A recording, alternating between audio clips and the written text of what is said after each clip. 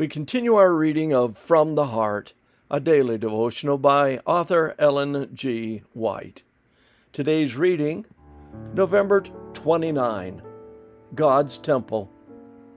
The temple of God is holy, which temple you are. 1 Corinthians 3:17. The church on earth is God's temple, and it is to assume divine proportions before the world.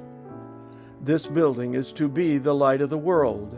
It is to be composed of living stones laid close together, stone fitting to stone, making a solid building.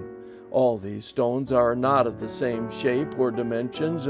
Some are large and some are small, but each one has its own place to fill.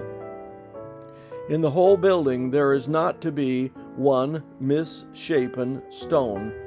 Each one is perfect, and each stone is a living stone, a stone that emits light.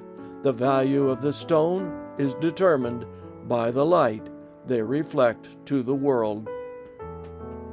Now is the time for the stones to be taken from the quarry of the world and brought into God's workshop, to be hewn, squared, and polished, that they may shine.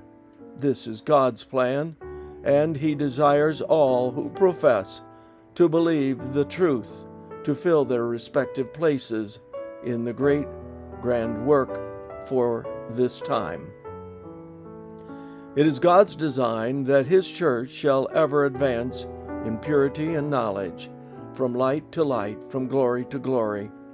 His church is the court of holy life, filled with various gifts and endowed with the Holy Spirit. Appropriate duties are assigned by heaven to the church on earth, and the members are to find their happiness in the happiness of those whom they help and bless. Through the ages of moral darkness, through centuries of strife and persecution, the Church of Christ has been as a city set on a hill. From age to age, through successive generations, to the present time, the pure doctrine of the Bible, the pure doctrines of the Bible have been unfolding within her borders. The Church of Christ, enfeebled and defective as she may be, is the one object on earth on which He bestows, in a special sense, His love and regard. The church is the theater of His grace, in which He delights to make experiments of mercy on human hearts.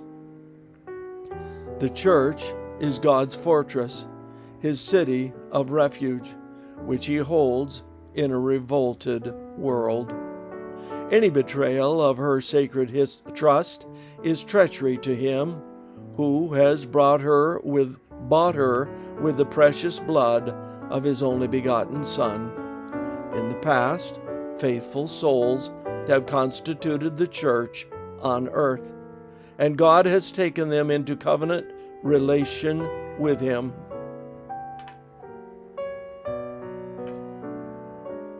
The church is God's fortress, His city of refuge, which He holds in a revolted world. Any betrayal of His sacred trust is treachery to Him who has bought her with the precious blood of His only begotten Son. In the past, faithful souls have constituted the church on earth, and God has taken them into covenant relation with Himself, uniting the church on earth with the church in heaven. He has sent forth His holy angels to minister to His church, and the gates of hell have not been able to prevail against it. Review and Herald, December 4, 1900. This concludes our reading today of From the Heart. Abide with me.